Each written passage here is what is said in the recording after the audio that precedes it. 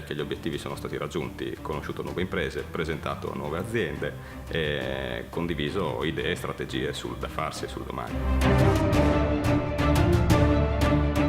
Cosa dobbiamo fare adesso per ricostruire? Cosa facciamo appena successo? Raso al suolo, tantissimi morti. I generali risposero: seppellire i morti, curare i vivi e chiudere i porti. Io ho fatto diversi corsi già con Marino, sapevo di trovarmi a mio agio con lui perché lui spiega le cose molto chiare.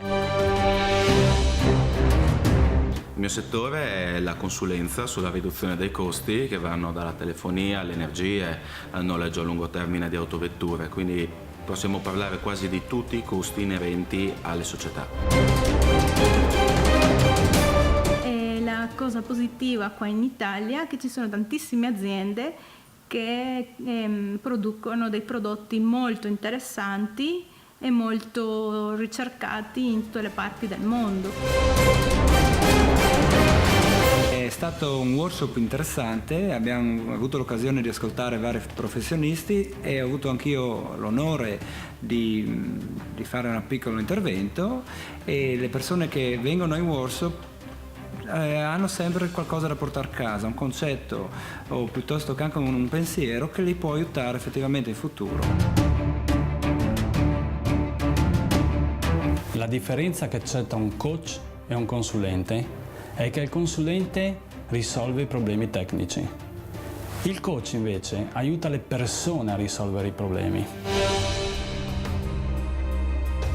Ho incontrato qualche giorno fa Marino, che mi ha un po' aiutato a correggere il mio modo di parlare. La sua presenza mi ha rassicurato e mi ha aiutato proprio a dire le cose in modo semplice, in modo anche empaticamente più vere.